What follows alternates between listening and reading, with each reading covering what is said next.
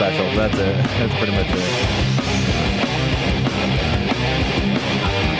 Get some cues on.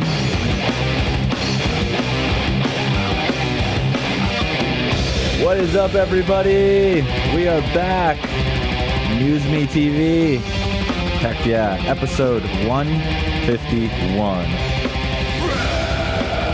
Today in the studio, we have my friend, your friend, everyone's friend, Evan Millett. What's up, man? I'm very good, thank you. No problem. Thank you for coming, man. Oh, no, thank you for the invite. I was like, I know you chimed in a few times on the comment section. I was like, we got to have him on. I mean, I've had all the other comedians on. Well, most of them, not all of them. There's still quite a bit that I still have to get to. But oh, really? Yeah, there's still, quite a bit. So who's left? Who haven't I got on here? I haven't got on Joaquin. You know, Joaquin Luna? Yeah. Oh, okay. I haven't got him on. Who's another person that I haven't had Kevin Kennedy on. He's another person that I want to have on here. And that's all I can think about at the moment. Okay, so you've gone through most of them. Most of them, yeah. Have reoccurring guests a few times as well, too. So Bear? Bear's been on here a few times. Maybe his wife one day. I don't know. Oh. Make it awkward. Just a little bit. Yeah. Anyways, Evan, what is up? Thank you for joining. Thank you for coming to the studio. Thank you again for the invite. Yeah, man. I know you through the comedy scene. That's where we met. Yeah. And you have some interesting titles, that's for sure. I've acquired a few. Let's start off with let's go with the most I find it weird. Religion has always been weird to me, but a Mormon. Yep. Wow. Yeah, I am. How does that work? Were you born into it? Oh, yeah. Yeah. I was born into it, as were my parents. I mean, my family side, on my father's side of the family, we go back generations. We actually have ancestors that were Mormon pioneers that made, I mean, if you do Wikipedia, they made the trek from Illinois all the way to, and settled in Utah. So for me, my family particularly, it's well established, and there's I mean, like the first ancestor that joined the church. I mean, he was baptized by Brigham Young. So there's a lot of weight. So that dang, that is crazy. So you kind of not to be like in insinuous or anything, but you kind of were put into this situation without really growing up knowing something different. Well, I guess that could be how someone would see it, but I mean, it's all I've ever known. It's all I've ever known all my life, and I was raised. I was born and raised, as were my siblings, and we're all still active, practicing Mormons, and my parents were never hardcore fundamentals. They weren't prudes or like what most people would like think is Puritans or like Bible beaters or whatever. Okay. They weren't raining the hellfire on us or anything like that. But of course there were the happy childhood and but no, I mean, eventually. All Mormons have a really good attitude, though, so that's kind of... We try to. I mean, well, yeah. I mean, because like eventually, when I came to that crossroads in my teen years, when I was, do I really believe this, or is this just because my parents, this is all I've ever known, or but no, I mean, yeah, I've had a crisis of faith. I mean, I think everyone, whether you're religious or not, I mean, sooner or later you're going to be asking, what does this all mean? You're going to be, that why question to the cosmos and everything. And that happens a lot, even in like situational periods in life. Like, absolutely. Maybe like a bad, tragic upbringing, maybe, or maybe a dramatic event. Yeah, I mean, yeah, because like I wasn't able to serve a mission, which is like, like the crowning, people think of Mormons, and of course, course, with the Broadway musical, the happy missionary and everything. But growing up, it was always like, when you turn 19, you serve your 2-year mission, you go to BYU, you get married, you have kids, the end.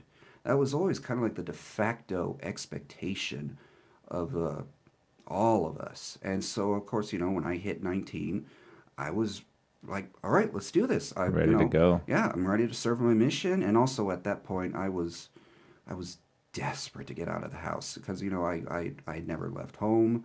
And at that time, we were living in Atlanta, and I hated it there. I was so desperate to get out of Atlanta any way I could. And I really thought that my mission would finally be my chance to get out of there. And I mean, but there's a screening process. I mean, you gotta go through an interview process with your bishop, who's your local pastor, and you got to make sure that because our set of rules, the Jews have kosher, Muslims have halal, we have what's called the word of wisdom, and that's all the do's and don'ts. And so when you're going through the interview process for Jay Hardy just no, joined in. yeah, oh yeah. So of course there's like a set list of questions that your bishop's got to ask you, like, are you keeping the law of chastity, which is one of the cornerstone of everything, is not until the ring, not until you got the ring. And so are you keeping the law of chastity? Are you keeping the word of wisdom? And there's all these sorts of things, all these sorts of questions that they got to ask. And I was not able to serve a mission because porn addiction. You just want to throw it out there? No. I from all the therapy and counseling that I've gotten over the years, what I have learned, and this is just me again, you cannot keep it bottled up. That's very true. Because it's like shaking a can of Coke. Sooner or later, I mean, obviously, I don't, I'm not going to go onto the top of a building and be like, I couldn't serve because of porn. Obviously, moderation in all things, as my saint of a mother would always say. But yeah, no, I mean, you can't. What I've learned is you can't keep it bottled up. And no, I'm very blunt, and I won't beat around the bush. And yeah, no, I was not able to serve my Mormon mission because I had a porn addiction.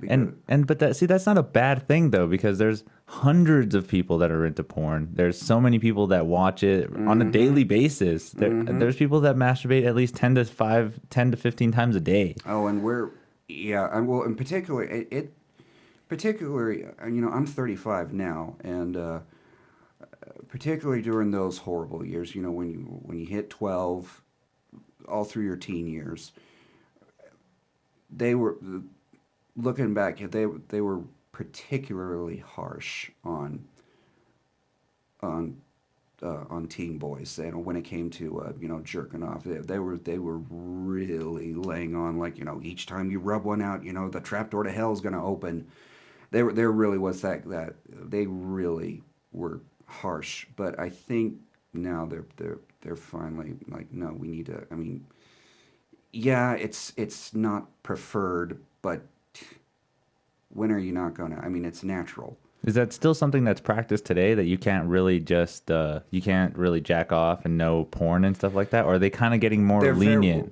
They're still, the church is still adamantly anti-porn. Okay.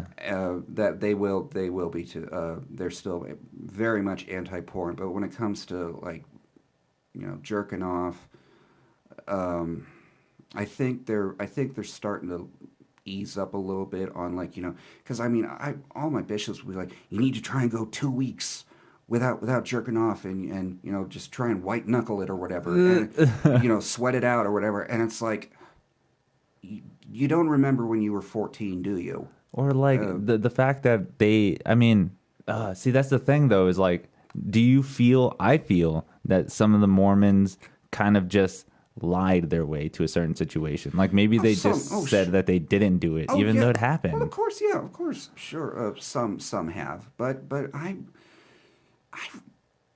always try to be good.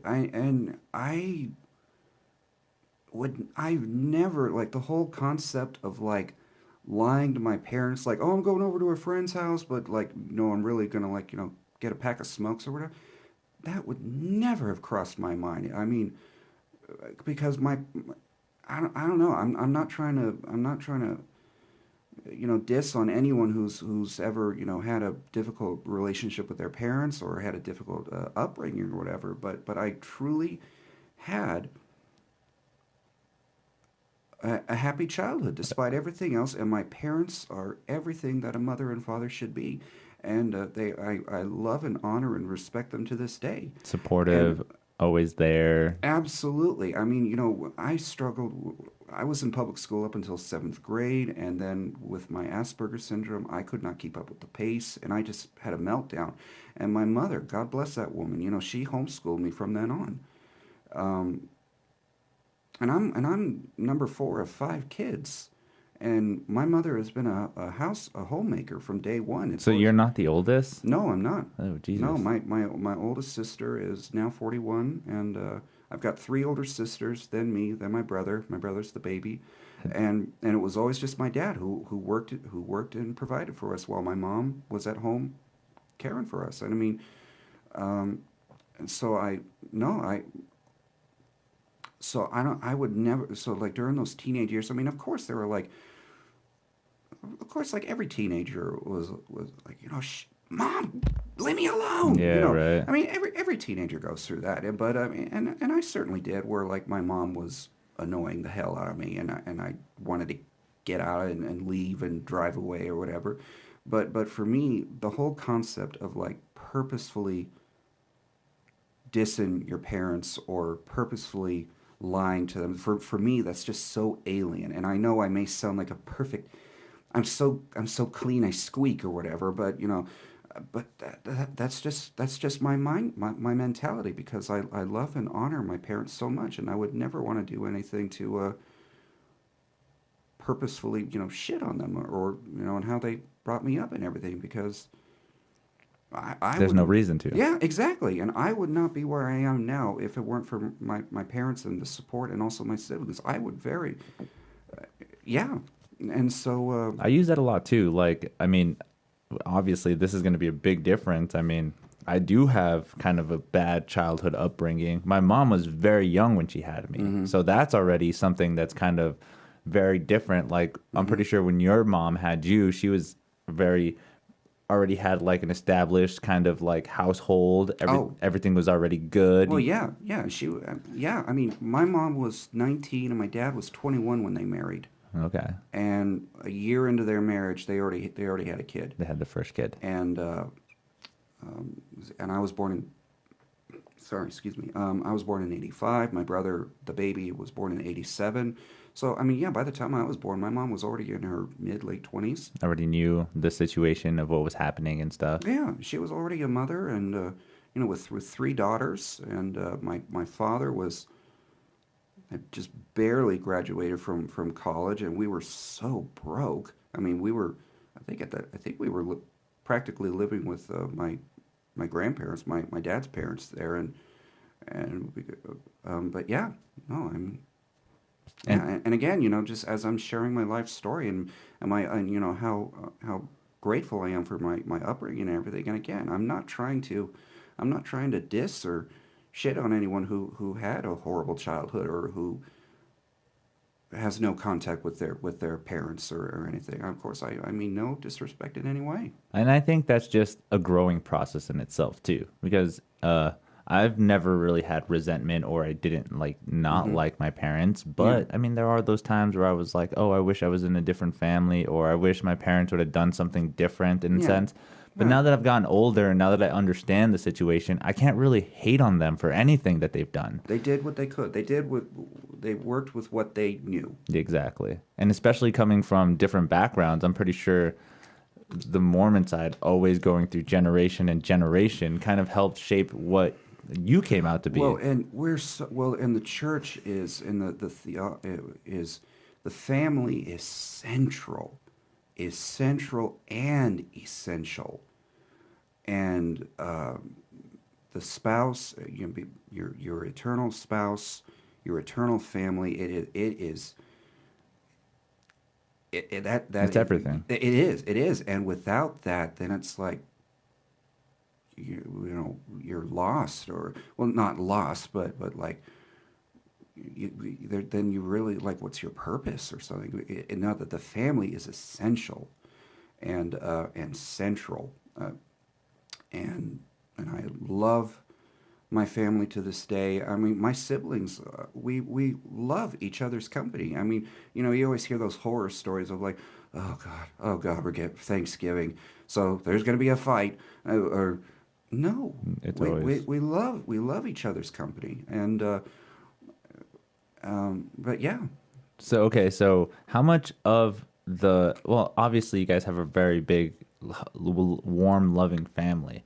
But some of the stuff that you haven't done yet, has hmm that reflected on any of the other siblings, or kind of like made them like, oh, Evan hasn't done his mission. That's kind of weird. no, no. I mean, I mean, And we haven't even got to like the other stuff yet. We're still on the Mormonism. oh gosh. Well, no. I mean, during my my younger years, I mean, there was definitely like, ooh, you didn't serve your mission. Ooh, someone must hate his dad, or there's definitely that mindset. But it's a cultural thing, but it's like, no. Well, first off, it's none of your fucking business.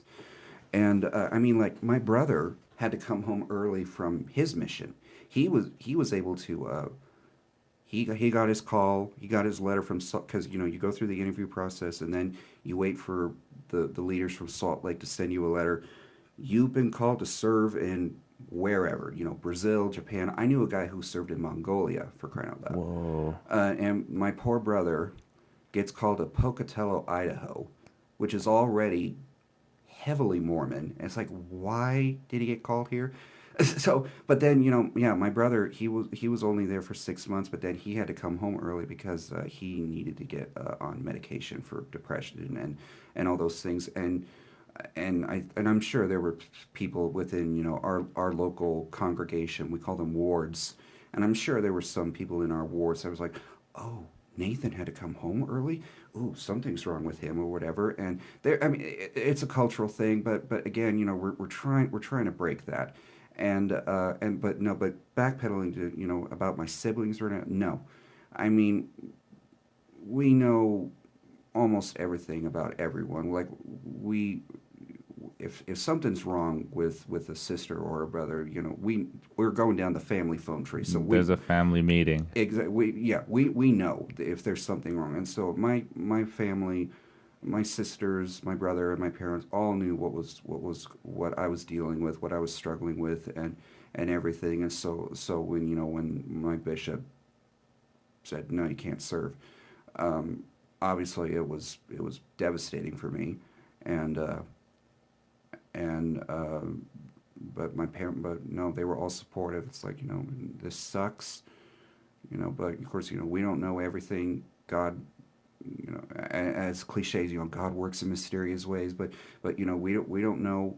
Obviously, there's something else lined up for you, but until we figure that out, we'll help you through this and everything. And so I was very fortunate to have that. So going back a little bit, how did the porn addiction even come about? Oh, Like, did you have a friend introduce it to you? no. No, Did the internet kind of I just stumbled upon the internet. I mean, I know I really didn't. porn? I mean, come on, who I does know. it? I mean, porn. I mean, I know I seriously did not have friends until I was like 16 or 17. So before then, no, I really just had my family. I mean, not to sound like so cliche or better, but I was when I was in school, I was the fat kid everyone picked on, and I really did not have friends, and so I really only connected and everything with my family, and but as you just stumble upon it. I mean, you just stumble upon it on the web and whatever. I mean, like, because of course, you're 9, 10, 11, and you start having your first boners, and it's like, what is this? And the two movies that really fucked it up for me were Ghostbusters and Ghostbusters? the blowjob scene. Whoa. Yeah, that and Back to the Future. Okay. Those movies fucked me up. Those kind of, I guess you could say, those put the nickel in the machine and kind of started. The rabbit hole. Yeah, and then it kind of all went downhill from there. And It's not downhill though. well, okay. However you want to, however anyone wishes to view this. But, Well, okay, the million. but I was so ashamed. There was the shame and like, oh my gosh, I'm disgusting, and I can't believe I'm doing this. I'm going to hell. And but that was really all like self put on myself. It's not like, but yeah. I get what you're saying. I mean, we all kind of. I don't really remember when I discovered porn, but it was in the stages of a magazine, a dirty magazine that we found in the back alley somewhere, and Right. it just turned into this whole like, is this really what sex is? And then figuring out the innocent way that you discovered it is kind of a little more humbling. Is just like it's kind of. Media and pop culture, it's everywhere. Oh, absolutely. So much. Well, like my parents, like I said, my parents were not prudes. My dad gave me the talk. My dad gave me and my brother the talk at the same time. Whoa. I was 12, a late bloomer, and my brother was 10. And so my dad sat us both down. I was like, all right. It's time to talk about the birds and the bees. Yeah, it's like, all right, boys, I need to talk to you. So no, we went to the basement. My dad, that was where the family rec room was. The basement. Yeah, I love it. So yeah, my dad took my brother and I downstairs. Was like, I need to talk to you guys. So while my mom kept my sisters upstairs, and according to my sisters, they could hear my screams of horror and disgust as my dad was explaining sex to us, because I was like practically clutching my pearls, just like, oh, Is that really what it is? oh my, oh. So it was like, oh my gosh, that's disgusting. But yeah, you still had this idea, right? This little idea, or that didn't come until a little bit later after the talk? After the talk. Okay. I was so innocent. Did that give you any curiosity or anything at that time? I don't know. I was so long ago. At that time. I was 12, and again, I just remember. I thought it was absolutely disgusting, and I'm glad you actually got the talk, though. I didn't discuss. My parents never gave me the talk. Yeah, see, no, and I was desensitized. No, I never took the sex ed class in school.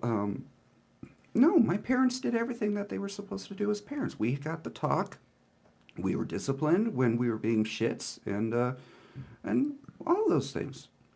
Yeah. I mean, that's pretty understanding. I mean, we all again go through that kind of stage and stuff. We all get it different ways too. Absolutely. But I think it's a little more humbling and honorable when you do get the talk from your parents, instead of your parents being so scared that they let it happen through like school or something like that. No, and my parents were never like, if we said the word sex, my parents were not like, don't you say that. No, it was never like that. Nice. But also, we were never casual about it. Yeah. We were never casual about it. I mean, like, my where I am now, like, with, nobody's perfect, but where I am with my profanity and my sense of humor and everything, that's me, myself. That was not something I picked up from my parents. That's just developing in yourself and stuff. Yes. Well, that leads up to my next question then. How did you discover comedy then? Where did comedy come into play with all this? Because, no offense, I don't know if Mormons really find... Is there Mormon comics? Is there comedy in the Mormon religion? Not really. Maybe that. Okay, so I don't know if you've heard of BYU now has their own streaming channel. Okay. And basically now there's a Mormon SNL.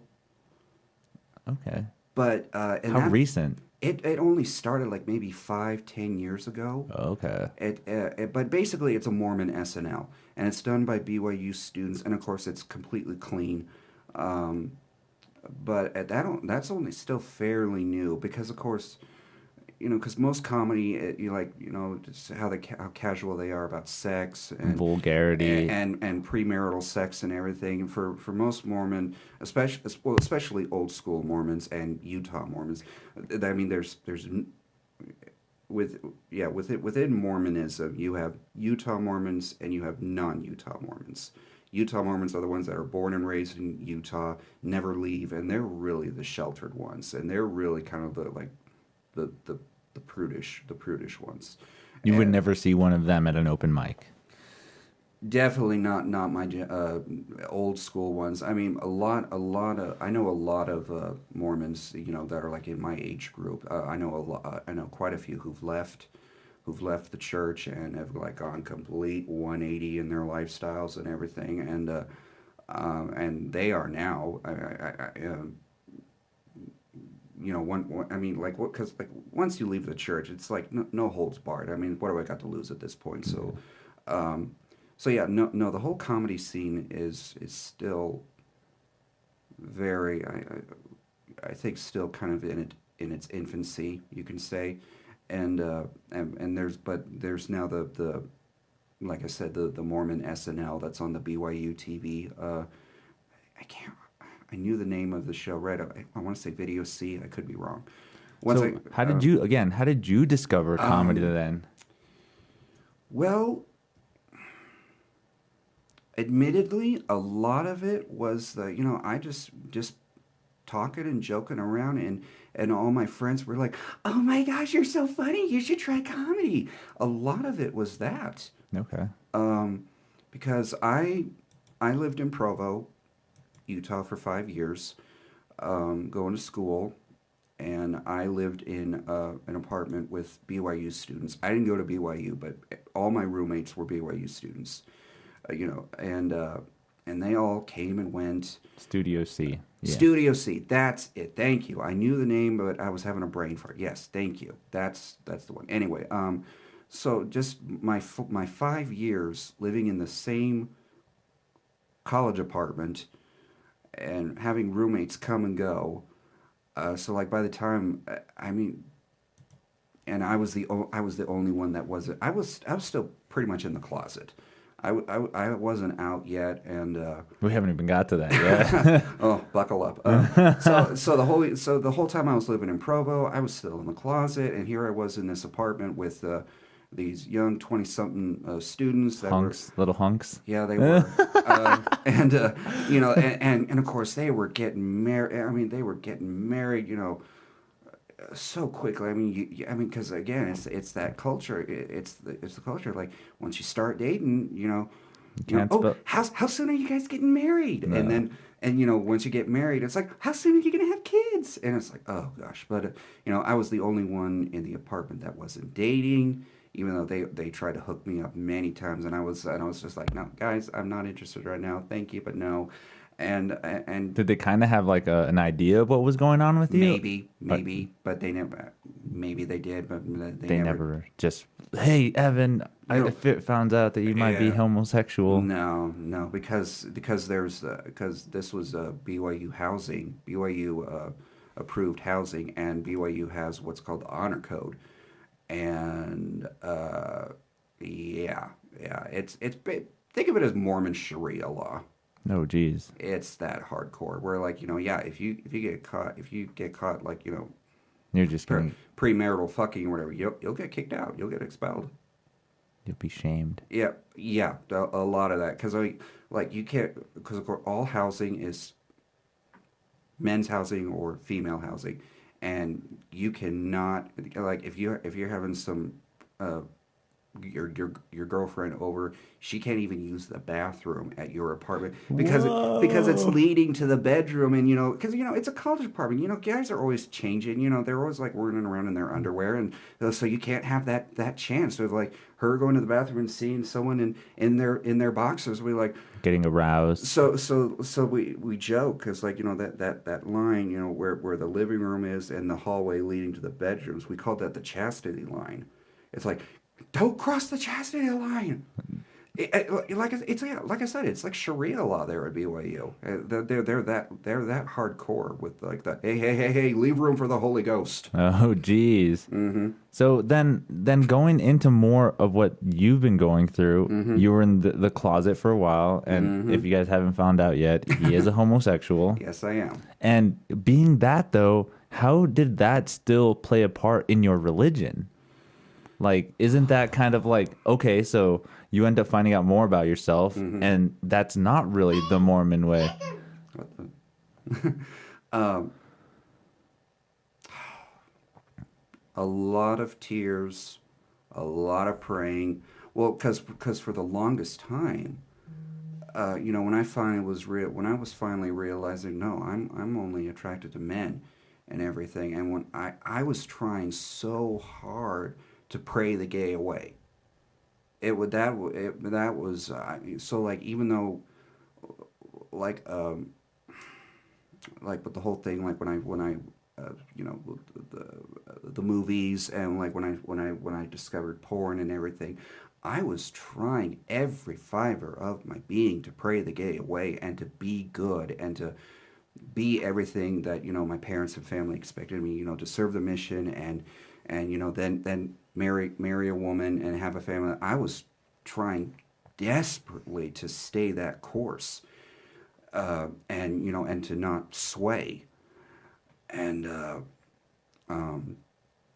because I was trying so desperately to get to the temple, which is it's different from regular Sunday service. It's sacred rites of passage, and again, you got to go through an interview process, and there's laws of worthiness that you have to go through and everything. And I was trying so hard to be worthy enough to go to the temple, and again to stay that course that was expected of me. And then during my years when I was living in Provo.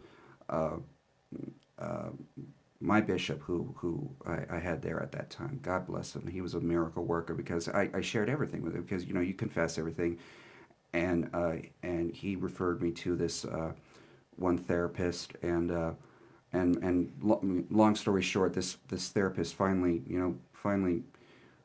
made me realize this isn't something that you can pray or wish away, or something. You need to figure out how to accept this is who you am. This is who you are. This is who you are, and now knowing that, figuring out where you go from there. Okay. So that was so when then I finally came to I finally realized, yeah, no, this isn't something I can pray away, and this is who I am. When I finally came out to my parents and I finally came out to my family, it's like, guys, I'm gay. There's just no way around it. I am gay. I am not attracted to women in any way, shape, or form. This is what it is. But you know, but still, in my prayers, asking God, do I still believe this? Do I still believe the church and everything? I still believe it. And why I've been given uh, this cross to bear, I guess you can say, or however you wish to put it, this burden or whatever. I don't know. I don't know. Is it still kind of discovering yourself though, and trying to find out more of morals, of values in life in general? I mean, this is Yeah. totally different than what every Mormon that you've pretty much explained to me has gone through. But you're going through something Well, way different that isn't kind of Mormonism. well, I can't. Obviously, I can't speak for the others. I mean, I know one of my first friends I ever had. He was Mormon. He served his mission, but then he came out and left the church, and now he lives with his boyfriend and everything, and he's, like I said, he's gone complete 180. Um, but Come out, Evan. Come on out. well, I am out Of now. of the religion, it feels like that's what's kind of No, constricting you in a way to like not really accept it it the. can, it can be. For those who've never who are not raised, who don't know anything about it, it can be seen that way. But what I have to Come to the I Christian side. We accept gays. I still believe in the church. Yes, I wish the church would allow marriage equality. I do. I wish it to this day, and Do you think it's something that might be accepted over time? Like the other religions have started to. I mean, it wasn't not every yeah. religion was this kind of going forth with it. No, that is true. But as far as if I think, I of course I can't say. I mean, obviously that's between the leaders of the church and our prophet, the president of the church, because we believe he has he's the only one with authority to receive revelation from God, and everything. And so, How is that? How is that even possible? What if you saw a revelation from God? Would that not be something that you feel is more? well, I haven't yet, so I can't say yet. But no, but again, of course, I don't know. I mean, of course, I would love to think eventually the church would allow it, but the church is slowly learning to we need to be more loving and accepting of because there's so many of us. There's so many of us gay Mormons, and that that went through the same thing with pray the gay away, and they would get married to a woman thinking that would be the cure all, and then it just ended in divorce and disaster. So the church evolves. Policies and doctrine have changed, but currently where we stand is being gay is not a sin. Acting on that is the sin. Okay.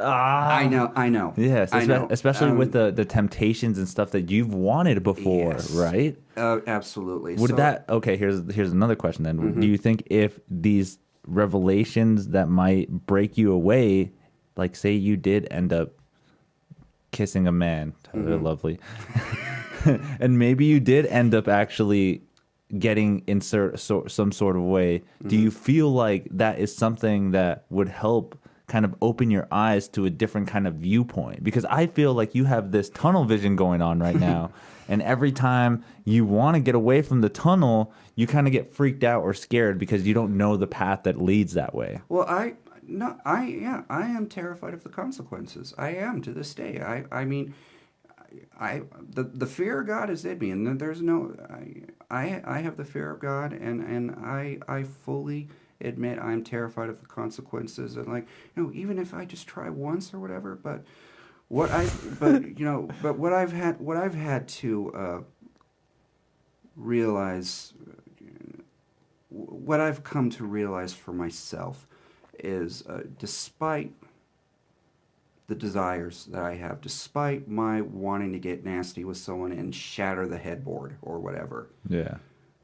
I have to believe, because I believe in a final judgment, and I have to believe that come the judgment when I must stand before God and plead my case to Him, hopefully in His omnipotent, miraculous mercy, hopefully He will see you stuck to my guns even though it was difficult for you, but you held out. So, in return, Eternal life. yeah, eternal life, you're straight, or here's Michael Fassbender, he's all yours. Remember to clean up afterwards. That's a joke right there. Yeah. See, in that kind of sense, though, where does the aspect of other religions tie in with this? Like, is it kind of confusing? Does it kind of? I'm not sure I understand the question. Okay, with understanding the Mormon religion and all the practices and teachings that they give you, when you start to hear, or have you ever even thought of researching any of the other religions to a sense to maybe understand more of what you're going through? Like maybe if you did talk to, and this is just an example, maybe you did talk to like a priest, or maybe like a Hebrew, or like a rabbi or something, would that kind of make you feel less? Would you feel more? We're obviously. Because this is the thing that blows me away, is that there's so many religions. Yeah. And then, but yet, if you get like kind of pushed to a corner with just one, do all these other religions kind of make no sense, or do you just not find them as appealing as the Mormon religion?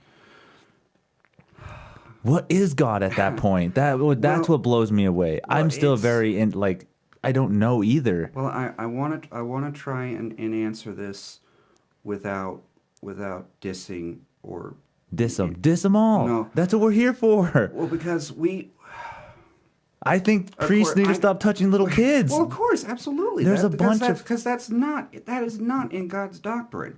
That is completely wrong and disgusting in every way, shape, and form, and all those things. But of course, I don't want to disrespect anyone who is a practicing Catholic, a practicing Muslim.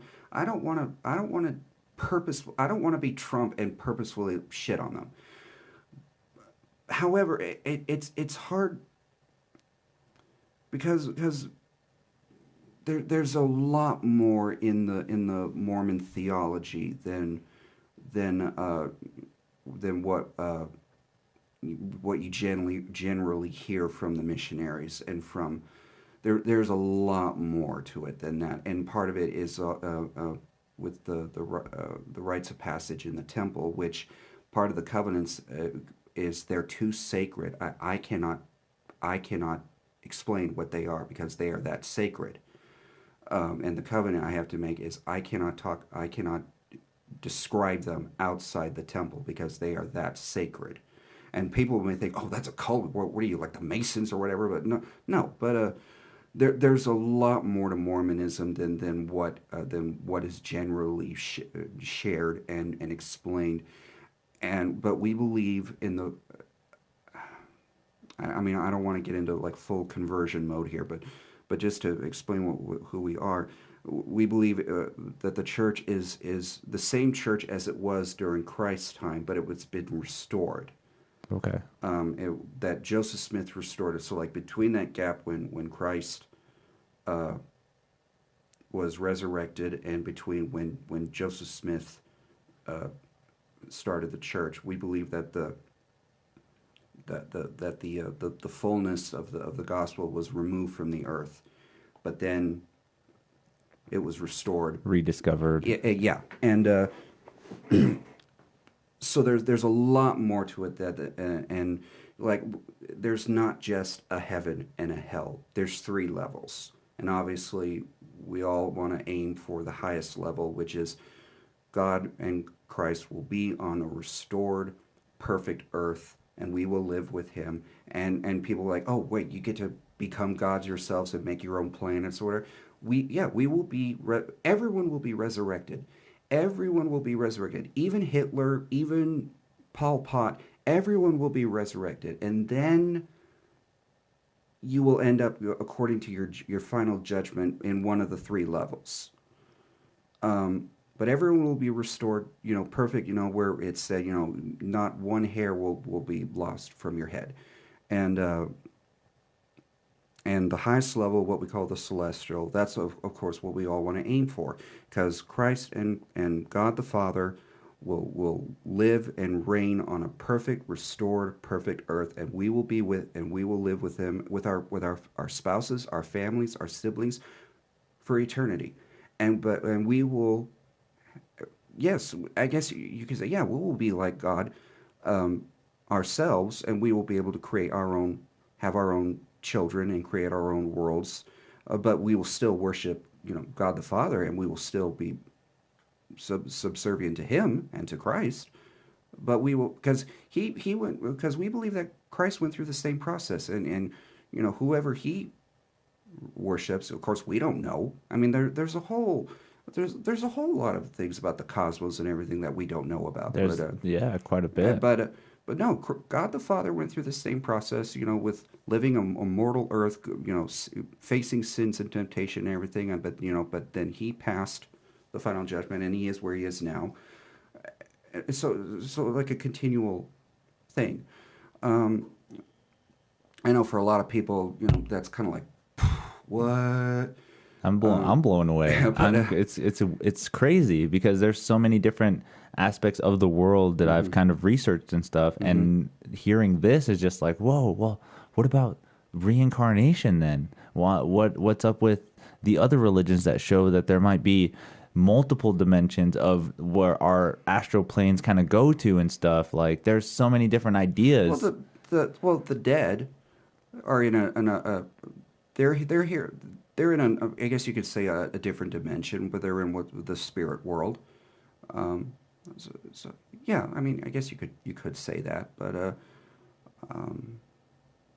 yeah. Did they kind of frown upon or kind of condemn you for trying to learn other religions or kind of exploring different things? No, we are not against learning about other.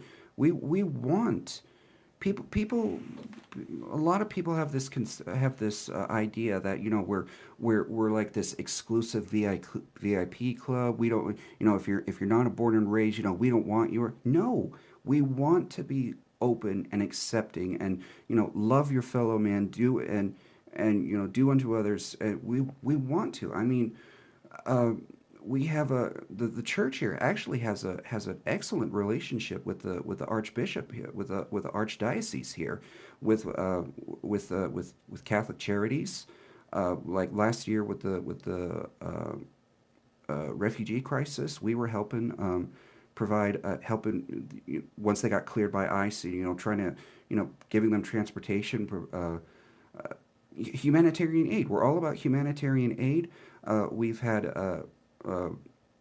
no, we are not against learning about other religions, because we're supposed to learn about our fellow men, and of course, so many people forget this, and a lot of mainstream Christianity really forgets this: is we are not supposed to judge.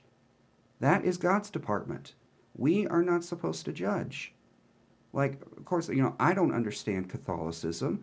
I may not agree with some of its core, like the whole concept of celibacy within the clergy. Because look at how well that's turned out. Yeah, very true. Because like actually, with our clergy, with our bishops and our leaders of the church in Salt Lake, you have to be married in order to get to those positions. Like rabbis have to be married. But no, we're not against learning about others. I mean, my brother always joked that if I wasn't Mormon, I would have been a Buddhist, because I've always loved Asian art, and I guess a lot of it for the aesthetics mostly, but loved your fellow man and stuff like that. No, love your fellow man, and don't be closed off. So I guess being a comedian and stuff, how does that kind of work with trying to understand more of a comedian side of things? Because obviously that comedy is written to be kind of vulgar, have misdirection, have kind of these different kind of avenues of what people find funny. Mm-hmm. But being in your state, how has that kind of shaped you in the way that comedy is portrayed now? Like, comedy is very vulgar. It is. Especially with even just like simple like cartoons and stuff. Like, growing up, did you ever watch The Simpsons?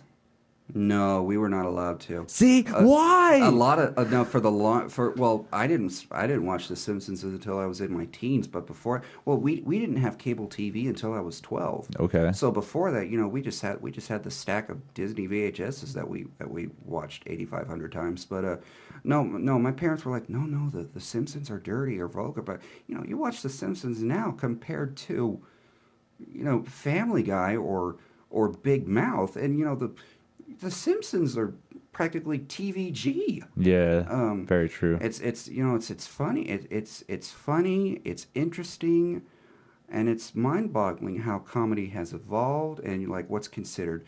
Like I remember watching Ren and Stimpy as a kid, and that I think that was like the one time I was like actually like my mom specifically said no, you're not allowed to watch Ren and Stimpy, but I actually did. And I thought Ren and Stimpy was hilarious. And then, like, not too long ago, I watched an episode. I was just kind of going through the episodes again. Like, oh, I remember these.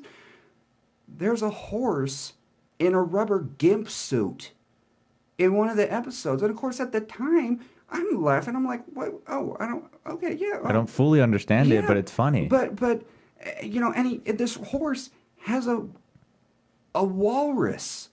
And he's like, and the walrus is like, call the police. And I remember laughing because that was just so random. I was like, "What?" I was a kid, and I was so random. And I watched this episode again recently, and I'm like, "The fuck?" You get the reference now. And this was on Nickelodeon in the 90s. Mm-hmm. Like, what? Slow fuse, and I don't know, but I don't know. It's just as I've learned to do comedy, and it's really hard to say for me exactly. I mean, because I don't know. I guess in a way I'm trying to finally let the hair down, because because I was always trying to be so good and stalwart, all my life, and I don't see myself getting married, but of course never say never, and really, I mean, I'm 35 now, but like I said, I didn't start having friends really until I was like 20, 21. So friends and hanging out, just chilling like this, for me it's still like winning the lottery. It's still kind of I foreign. and I love it. I love it, and I cherish and relish in it so much. And so really, I guess in a sense, me kind of like being a comedian. I like, oh yeah, I'm gay, but and I have a love hate thing with porn or whatever. It's really kind of being open and letting the hair down for the first time. For so but Hippie Jesus, that's what that is. but and also the way I've wanted to take my comedy, is I want just, and this is just me personally. I'm not speaking for Salt Lake. I'm not speaking for anyone else in the church. Studio C. Exactly. I'm wanting to change people's POV of us, because there's still people out there who think we're like some Amish sex cult. Why or would whatever. you use a porn reference? But I'm trying to, I want to try and change people's POV of us, and as a church, and like, oh well, no, we're not these prudes or whatever. Like, no, we have senses of humor, and What if it's not changing their point of view, but changing your point of view? I've never thought of that. I've never thought of it that way. But I don't. I'm not sure. Yeah. No. You're fine. You're fine. It's no. In the end, no. I still believe in it. I still believe. And that's what blows me away still. And like I was saying earlier, like where I have to believe that something will come out of this. And, in a positive way. Yeah, I have to believe that. And but sex is not positive. Because, okay, here's my next question. How do you technically know you're gay if you've never been with a man? How is the attraction kind of... If you've never found a man attractive, then maybe you're not gay. But, I mean, we all find beautiful people out there in the world. Like, hey, this guy's gay. Like... I mean, this guy's very cute. This guy's awesome. Like, okay, we're gonna name drop, but Tyler Lovely has some very really good features about himself, and yes, I've noticed that. You've noticed that, obviously. Yes. How does that really entail knowing that you are gay? Well, I mean, of course, when I discovered porn, You're good. Oh, sorry. No, you're okay. When I first discovered porn, I mean, obviously, at first I was, looking at straight porn and thinking, can I get into this, and so many years, when I didn't have access to porn, like I've always said in my jokes, where all I had was showgirls on TBS at 3 a.m. That was the closest thing I had to porn, and for so many years or whatever. But then 5 years ago, I tried to be the good Mormon, and I tried to date straight, and we met up through the Mormon Christian mingle. A Mormon mingle. More mingle. No, oh no, you should pitch that. No, it's called LDS singles, and Okay. I was. But you did find a partner through there. I did. I was so lonely. I was so lonely. I love you, Evan. It's okay. I was so lonely, and I was so desperate for some companionship, of just like wherever I could get it. And she was like, like almost immediately pinged me once I got my profile set up, and I had my picture, and she's like, "Oh, you're cute. There you go. Oh, you're cute." And Quick shout out. What's up, Zay? Thank you for joining. We're here talking with my friend Evan. I met him in the comedy scene, and we are discovering a lot. That's for sure. Yeah. No, Okay, so she pinged you. Yeah. You guys got messaging, started messaging each other. Yeah. No, we met up. I mean, we lived in the same town. I was living in Charlotte at the time, and we met up. And we just met up for dinner. Very PG. I Conversations were going well. well. At what age was this? Oh, this was 5 years ago, so I was 30. Whoa, you were my age. Because I just barely turned 30 You're this year. 30? Yes. Oh my God, I thought you were like 25. Don't I look good? Hell yeah. I honestly thought you were younger too. I didn't think you were 35. No, I'm 35. I know a lot of people I thought you were younger, but no, I am 35. But no, this was 5 years ago, and Here or where was this no, at? this was in Charlotte. I was living in Charlotte, North Carolina then, and That's why you have a North Carolina number. yeah. And I mean, we met up. I took her to dinner, and it was very casual. And I dropped her off, and she was my first kiss. Whoa! My first kiss of any person of any gender. Just a peck? A small? No, it was a little peck on the lips. Just that's it. Yeah, and but no, I mean, when I laid my cards on the table, it was like, and I told her flat out, I'm gay, but I'm trying to stay in the church. I'm trying to stay on the the straight and narrow path and everything. And she's like, I gotta just jack this guy off. Well, and she and I had to explain to her, this is all new territory for me. So we have to take this very slowly. I'm not ready to we're official, or or ready to jump into bed. Or exactly. Like that. We have to be. But she was also, she's also an active member of the church and everything. And I heard those Mormon girls are pretty crazy. Once they leave the church, they're very slutty. I've heard, but no, Where you at? no, but I was honest with her, and I told her up front, this is what's going on. I need to take this slow. This is new territory for me, because I've never dated anyone ever, man or woman, and I need to take this slowly.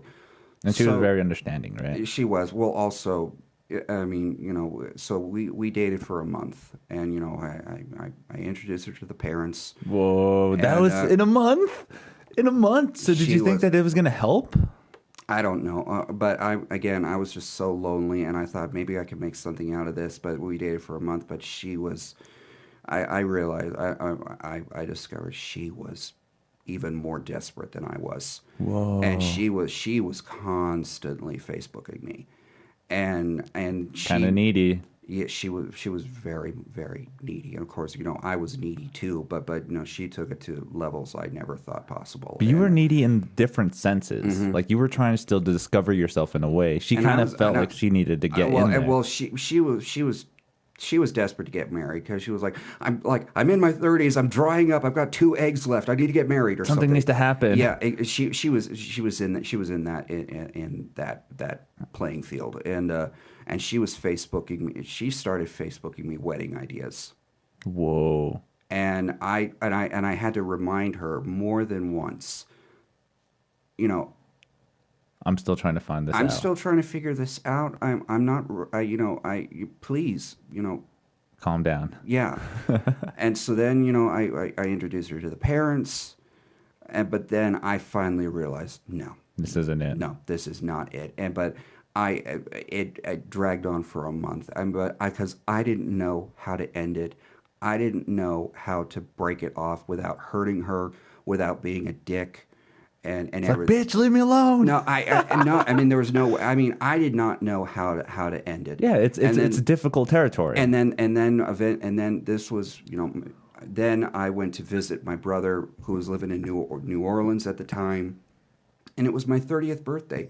My 30th birthday, my brother and I, we're in the French Quarter, we're hitting up Bourbon Street, and she's like, Of course, she was like, "Oh, happy birthday, I miss you," but then she was like constantly, and I was like, "Oh, thank you, yeah, I miss you," but then she would not let up, and then finally it was because I was just trying to enjoy my birthday, my 30th, with the big 3-0 with my brother, Bourbon Street, like Yes. wow, You were ready but to have fun, but not be thinking about the messages coming in. and then but I finally realized no, and then finally when I got back from New Orleans, she was still texting me again, and I finally I was like I can't do this anymore, and I broke up through email.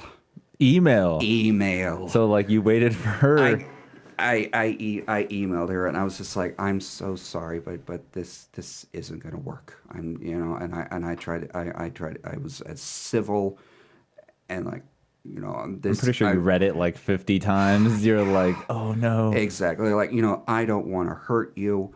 I don't want to be the one that converts you to lesbianism or something. But I'm so sorry. I mean, thank you, but this isn't going to work, and I'm sorry. And yeah, yeah. And then after that, it was just like no, You're not going to try that again. no. At that point, it was when I finally it was like never been happier to be alone in this world. Crazy. That's so crazy. And now I'm too established with my patterns and routines and everything, and That's where you got to stray away. I Sometimes know when you have the same path, it kind I of doesn't know lead in a very positive way. I know, but no, I mean, but of course, again, never say never. I mean, but right now, it's like, yeah, it sucks. I don't like being alone, but you know, but I still feel like you're still discovering yourself in that sense. maybe I am, Yeah. maybe I am. And again, like I said, I mean, who knows? I mean, maybe eventually the church will, but I don't know. I would love to think so, but but no, right now, I mean, yeah, it sucks, and there's some things I feel like I'm unfulfilled, but also I'm content because because now I just enjoy being an uncle. Yeah. I just enjoy being an uncle. My two of my sisters are married, and they've got kids. I've got 7 nephews and one niece. Jeez, litter. Yeah, no, no. I've got 6 nephews and one niece. Just goes straight over his head. Yeah, no, I've got 6 nephews and one niece, and I love them. I love being an uncle, and I want to be I send them postcards, and I try to talk to them, at least on Sundays, and I want to be there for them. I don't want to be the creepy uncle. And But okay, do you think that them knowing about your lifestyle? no, they don't know. The kids don't know yet. Why? Well, they're still so young. No, they should know about it at the age of 7. No, no, that's no. I mean, I get it. I'm just kidding. That's my sister's department, and You respect and yeah, honor the choices I that she makes for her kids. exactly, yeah. My 2 sisters, and I explained to them, when I came out to, when I finally came out to my siblings, and my sisters, they were both married and they started having their kids, and I told them, I'm not going to say anything to them. That's your department as their mother. But eventually, they will have to know or find out or whatever. But again, I'm leaving that to you. I'm not gonna try and force it in or anything. But no. And coming from the comedian standpoint, barely meeting you and stuff, the first time you ever went on stage, I would have never have guessed you were gay.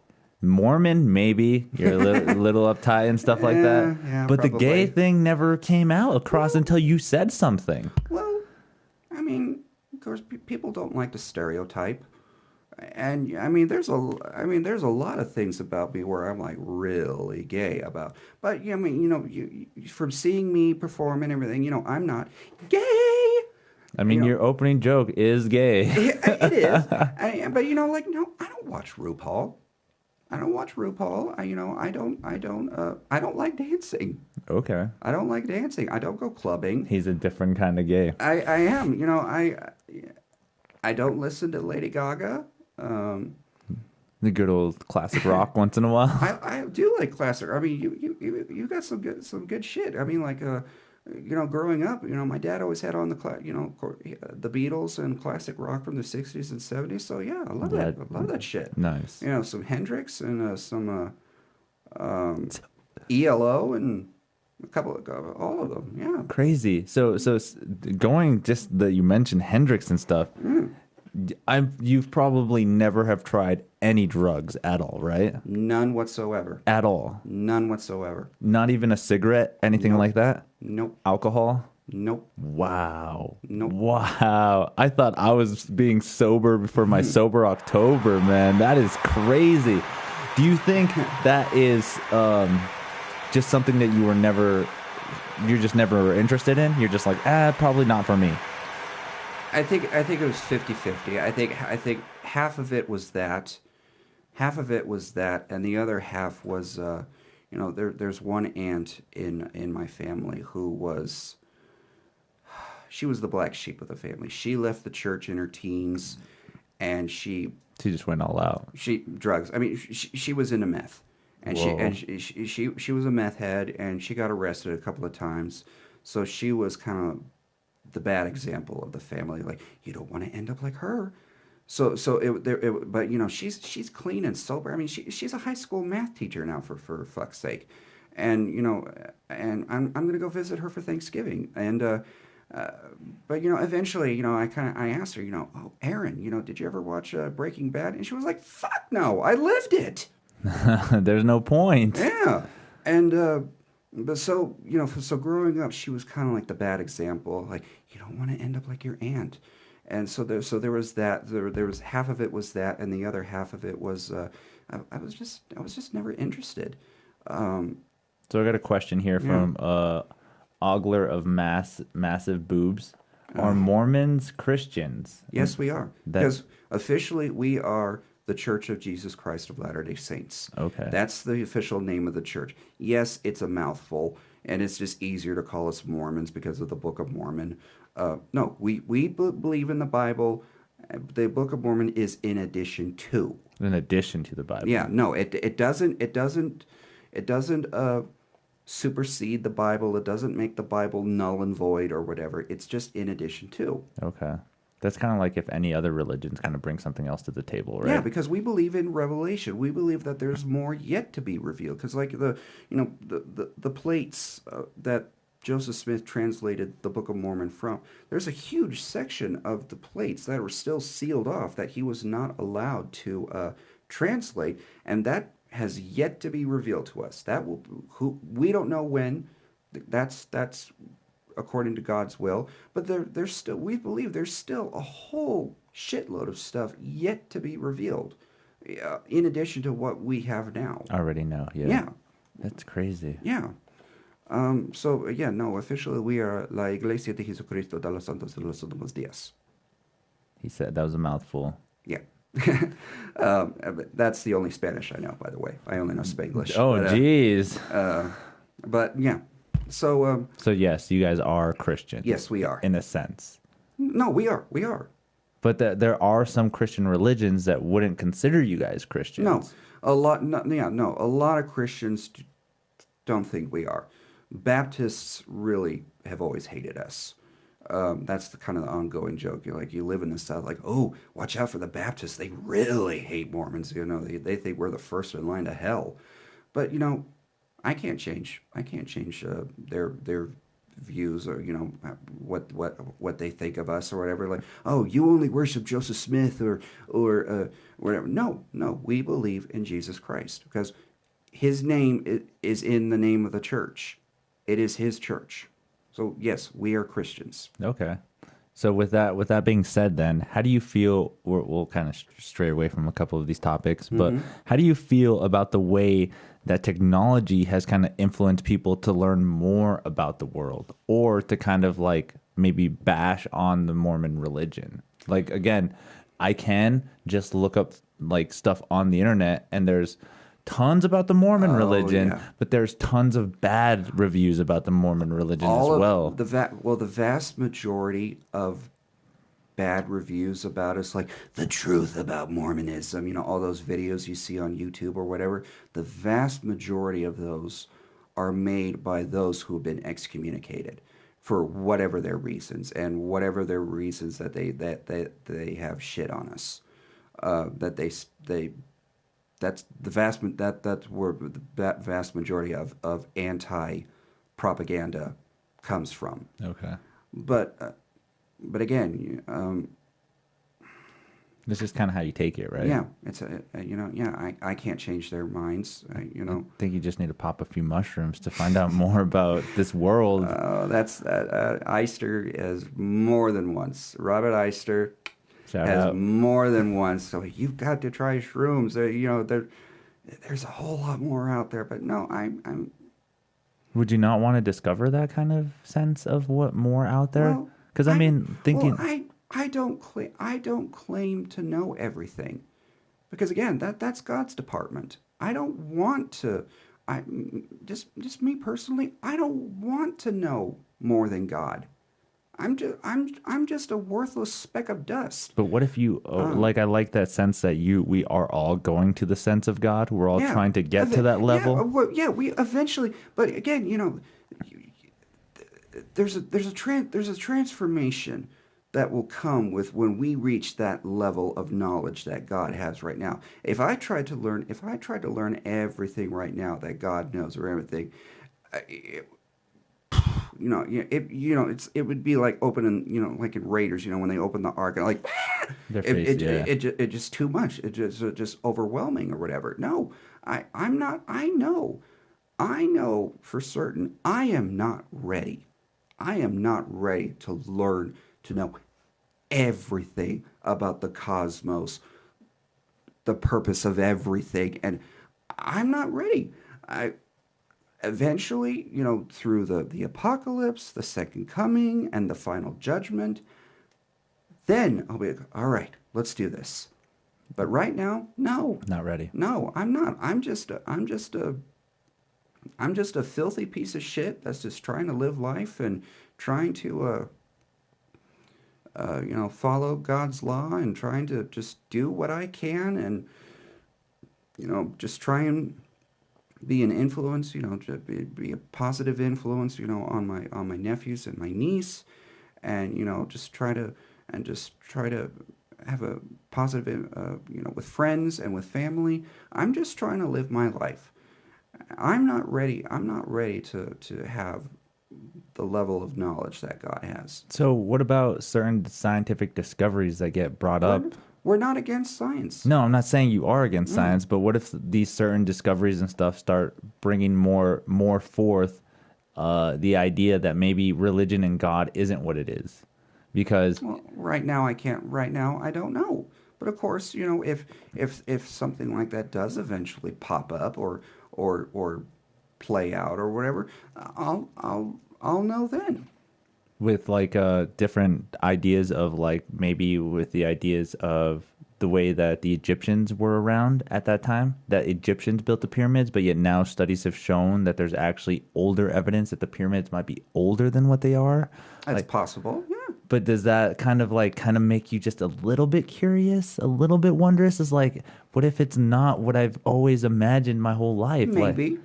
You don't want this mind blowing extravaganza thing to because no, I'm content with what I have now, and unless more revelation comes that really is really groundbreaking, really shakes my my beliefs, and what the fuck, I'm not at that point yet. So autonomous driving, does that kind of blow you away in a sense? Autonomous driving, computers or robots in that sense, in another aspect that maybe we are God in a sense where we create life in a different way. in the sense of like that. I don't know. I mean, there are lines that are not meant to be crossed, and Why? and you know, when you start playing God, you know, if you're gonna like go all Jurassic Park or But something. you technically kind of can play God if you just walk through the park and see ants and you Well, see different kind of animals. I mean, right. you can play the role you are technically playing the role of God because there's probably Well, ant colonies that go hundreds and millions of years never seeing a human being, but then yeah, you walk right past them right. and that's their aspect of God. But of course, you know, I'm never the ants are never gonna tell me you are God. You know, no. I mean, if that's what they, if that's what ants think of me, then like, I'm sorry, but no, no, I don't claim. I don't want to. I don't want to. I. I don't. I'm not limiting myself. I'm not shutting myself off. Like no, no, but also again, there's multi layers. There's several layers of this. You know, like layers in an onion. I mean, so that like part of me is like, no, I'm fine with just what I have now. You know, more will be eventually will be revealed. You know, I don't know when. That's God's decision, and you know, and yeah, no, I'm just not ready. I don't want to sound like a know-it-all.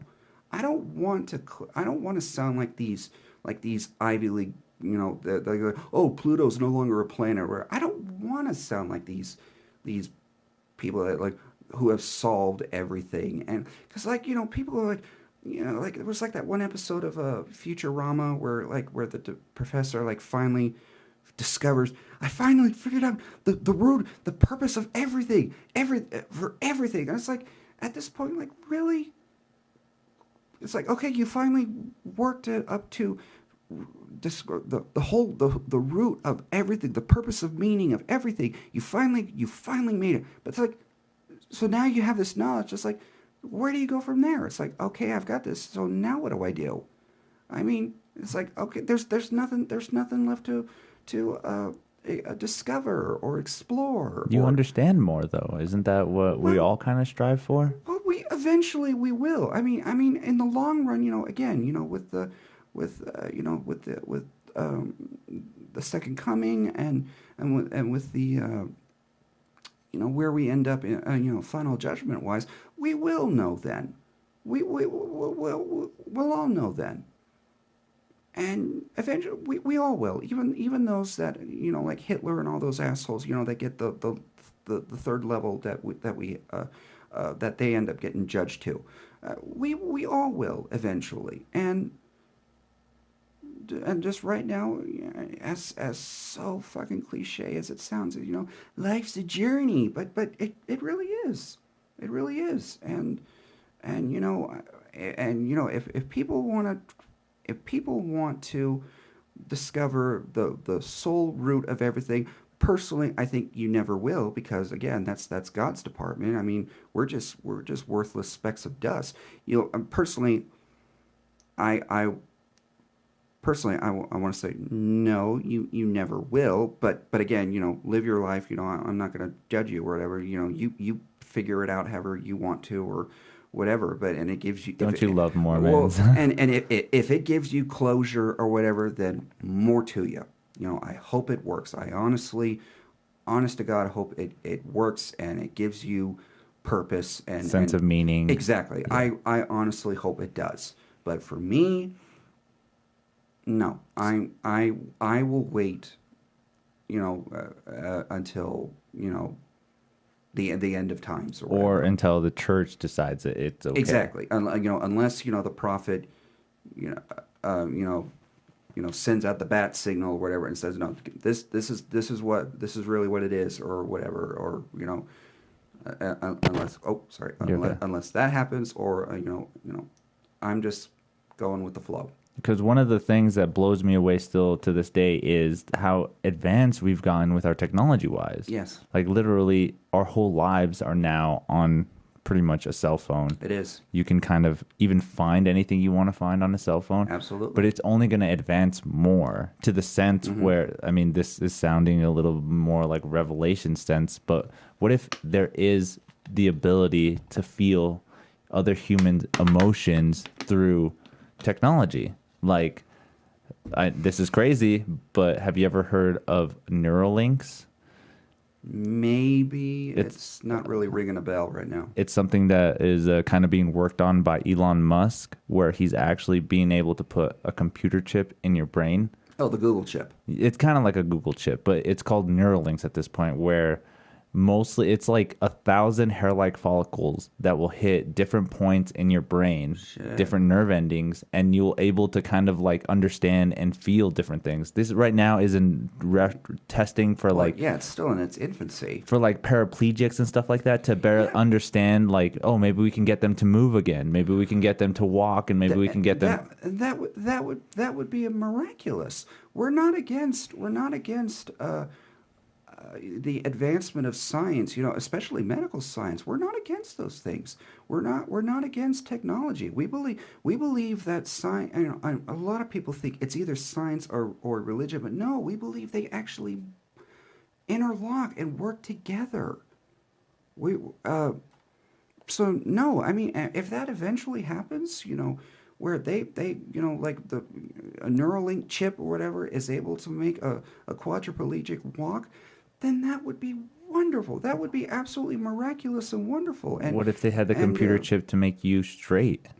Would that be something to look into, or something that might? I would the Mormon in me would immediately be like, "Where is it? Where do I sign?" But I don't know. I mean, because it's something that we will see in our lifetime. It's possible. It's possible. Very possible, because especially there's been animal testing already, and within another 5 years, they're actually going to start testing it on humans to make it affordable for humans as well. So what's not to say that maybe this thing will enlighten us in a more beautiful way? I don't know.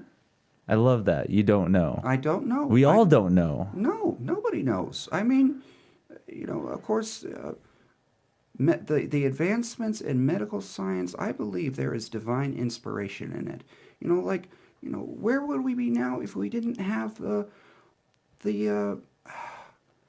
polio vaccine? Of course, we have all these anti-vaxxers, that stupid cunt Jenny McCarthy, these anti-vaxxers. Okay, you all know where I am now on that. But no, the advancements in medical science, I believe, is divinely inspired. Even if these scientists, like Oppenheimer or whoever, even if they were like the most adamant atheists, like Robert Eister. I love you, Eister. I love you. But no, I believe there is divine inspiration in there somewhere. And because, again, as cliche as it sounds, God works in mysterious ways. And because, like... Okay, here's a question. Yeah. How has the Mormons been handling the COVID virus? With still getting together, still being able... Because...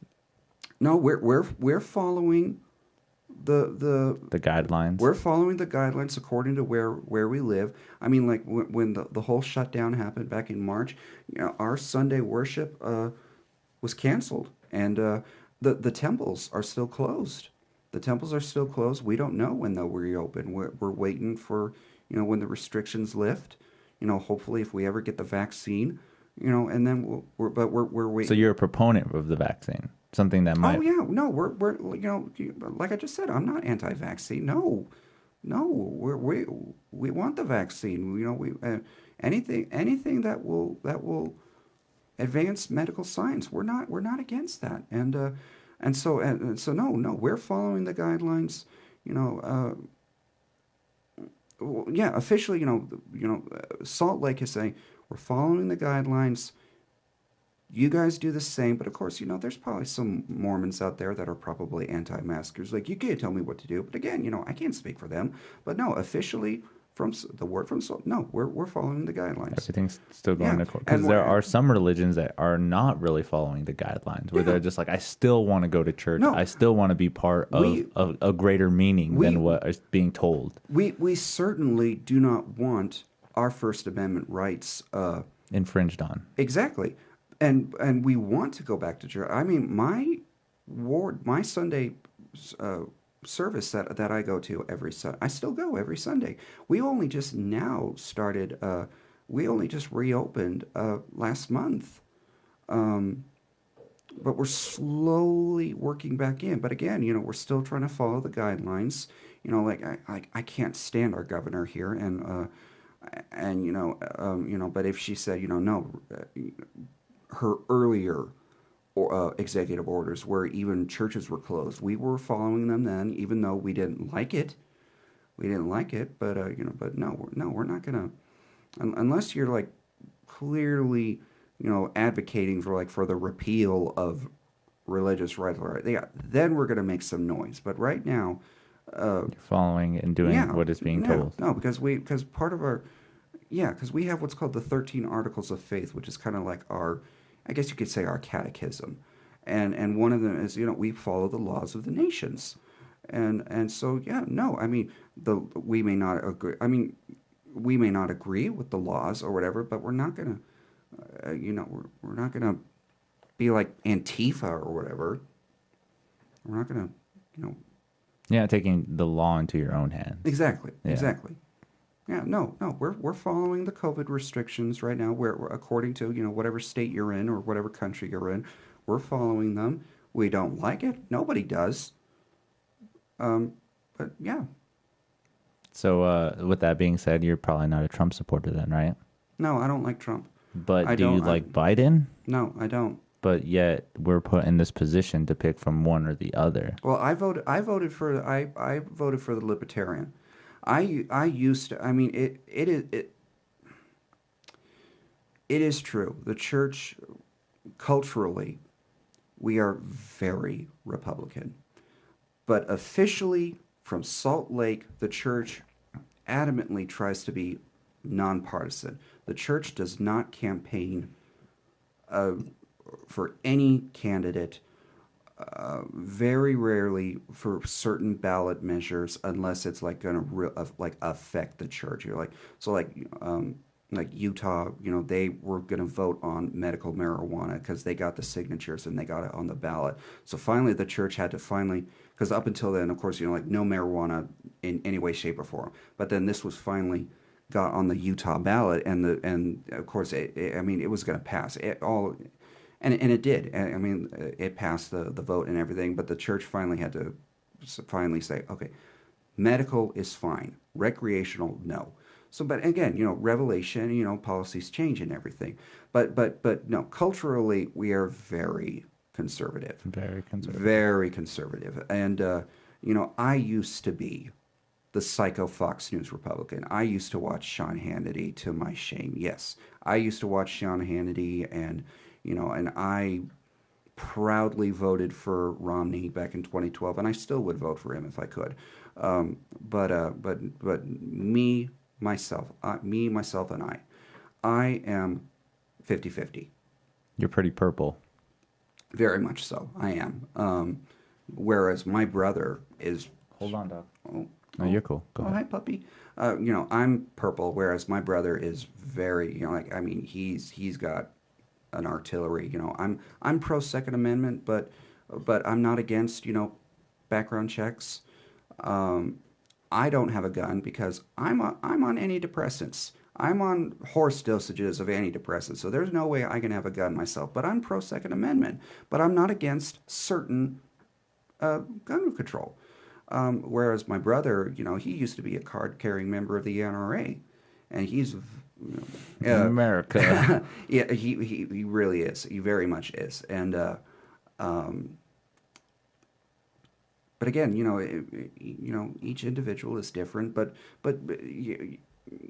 culturally, yeah, we're very conservative. But no, there are Democrat Mormons. There are liberal Mormons.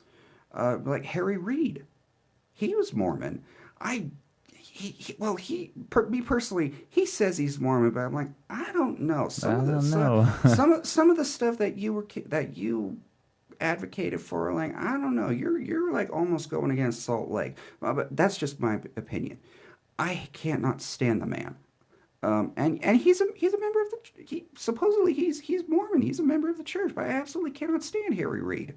Okay. I mean, yeah, nobody's perfect. Yeah, and everybody has their viewpoints as well. Exactly. Like I have cousins who have I have one cousin who's like one of those psycho liberals, and you know, I had to like unfriend her on Facebook because she would not let up. It's like, cousin, I love you, but tone it down.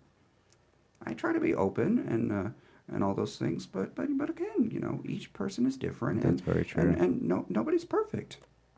That's very true. I mean, that's our sense of how we should be in this Mm-hmm. country is very open to different ideas Yes. and learning more from these ideas. I Yes. mean, maybe some things from the right are okay, maybe some things from the left are okay, but starting to put into this classism of like you're only left and you're I only know. right No, is pretty bad. There's no black or white. There is gray. So like this whole thing with the statues being torn down, like I'm all for taking down the Confederate statues, but no, Christopher Columbus again. And I'm probably going to get flagged for this. I'm probably going to get people are probably going to give me shit for this, but again, no one was perfect, but Columbus was not the monster that he's now uh, portrayed as. Because we believe that, again, his discovery of the Americas, we believe it was divinely inspired. Because we believe that America was created by God for the freedom of religion. Because the freedom of religion that was that had to be in place so that Joseph Smith could restore the church. So we believe that the founding of America, you know, again, nobody's perfect. The founding fathers had their flaws. Yes, we all know about how fucked up Thomas Jefferson was. But again, but we believe that the founding of America was divinely inspired, and mainly because for the Bill of Rights. But again, no one is perfect.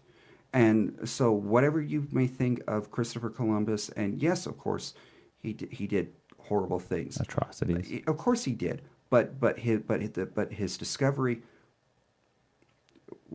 there was a purpose for it, and so I'm not against the Columbus statues. But then again, I'm not against, you know, changing Columbus Day to, you know, Indigenous Peoples Day. I'm not against that. But I'm also not against statues of Columbus because, you know, we have to learn from history. You know, people are trying to rewrite history or whatever. You know, and this whole thing with the Oñate statue at the museum. You know, the city called me and was doing that public survey. Asking for my input on, like, you know, should the statue be put back, or and I think it should, as long as you like put a plaque up, you know, that explains. Yeah, Oñate did not do the best things, but still he was integral in the discovery of the Southwest and everything. We're not perfect. We all have flaws. It's understanding those flaws. Joseph Smith was not perfect. He fucked up several times. That's understandable. It's just understanding those and being able to grow and get better insight from them. Yes. Yes. And you know, everything that I just shared right now with Columbus or anything, you know, again, people are probably going to give me shit for this afterwards, but you're entitled to your views and I'm entitled to mine. That's why we are in this country. Yes. And that's the thing. I can't stand with this cancel woke culture. I'm not trying to shut myself off from, you know, like the facts of like of history or whatever, but they are purposefully actively trying to force you to change your views, and they are actively trying to annul your freedom of conscience, freedom of religion, and that is why I am so against the cancel woke culture. I can't stand them. SJWs, social justice warriors. Whatever Whatever it is, I don't care. Yeah, whatever they call themselves, whatever they call themselves, I can't stand them. They're petulant, they're infantile, and personally, I want to take a pillowcase full of doorknobs and I want to take some rounds on them. And that's the Mormon side in him. But but again, they're I get it though. It's understanding you're entitled to your views, but civil disorder and destruction of public property is not the answer. Is not the answer. Some people say that's the only way people will listen. Well, to each his own. To each his own. Anyways, Evan, we've been here for an hour and a half already. Oh, really? Time flies when you're having fun. Right? Dude, you have to come back. I want to. Absolutely. Come back. We haven't even hit any other topics. We just pretty much stayed on the religion side. Well, but there's so much out there in the world. There's so many things to understand, and especially getting a perspective from somebody else's point of view is so insightful. Because again, I feel like I'm very open-minded to these ideas of just being enlightened by anything in this world, anything at all. Maybe it is religion, maybe it is a mushroom, maybe it is whatever it is. But if we don't bring these to the table, we'll never understand everybody in itself. Right. Nobody will be like, oh, the Mormons are crazy. Well, have you ever listened and sat with a Mormon? Because you don't sound crazy. You just have your idea points. You just have things that you want to talk about, things that you believe in that makes you a good human. You don't go out there trying to convert people. You don't go out there trying to change the views of people. No. Likewise, too, you're still understanding yourself in a sense, being a homosexual, understanding where you fit into this world. It's a continuous journey. And, and to quote Cat Stevens, the terrorist, ooh, baby, baby, it's a wide world. It really is. And, there's the, no, and no, thank you. Yeah, no, like I said, people are always going to think about the Mormons however they want, but if I can help improve our image, and no, we're not. I mean, if you have questions about us, this is what I'm going to do. Yeah. Right at this point, give any plugs or anything that you would like for them to find you, or ideas that you have been portraying, so they know where they can do the research. Because right now, like I said, if you wanted to, you can just be like, hey, go here. You'll find some ideas. You'll find different points of view of what I was saying. Because a lot of people, there are some people out there that just kind of base all Mormon religions on the Book of Mormon by the South Park guys. Right. So they don't really know the ideas of it. Go to the source. Go to the official. I'm gonna sound like an ad here, but no. Go to the official website of the church, churchofjesuschrist.org. There's an FAQ page. Go to that. We have answers for all of your questions. If you want, you don't have to. If you want to have your questions answered about us, we don't have to send the missionaries. If you don't want the missionaries coming to your door, we won't send them to you. But if you want the missionaries to come so that they can answer your questions, we will more than willing set you up. But if you want to just figure it out for yourself, we have an FAQ page, churchofjesuschrist.org. Go to the source. All of these, the truth about Mormonisms, Joseph Smith got it wrong or whatever. That is anti-propaganda. And go to the source. And it's all what you believe in. Exactly. If you do the research and you go through the sources and you don't like what you hear, then you're entitled to that. You can do that if you like. That's just how this world as human beings work. Yeah, exactly. Or if you want just the simplest, quickest rundown on Mormonism, watch this podcast again. No, look up the 13 Articles of Faith. That's kind of, I guess you could kind of say it's kind of like our Constitution. But that's really a layman's term. But it is because we believe in God the Eternal Father and in Jesus Christ and in the Holy Ghost. That's the first one. I'm not going to repeat them all. We believe that man will be punished for their own sins and not for Adam's transgression. That's the second one.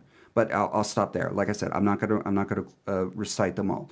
Look up the 13 Articles of Faith if you want just the quickest rundown on us. But again, churchofjesuschrist.org.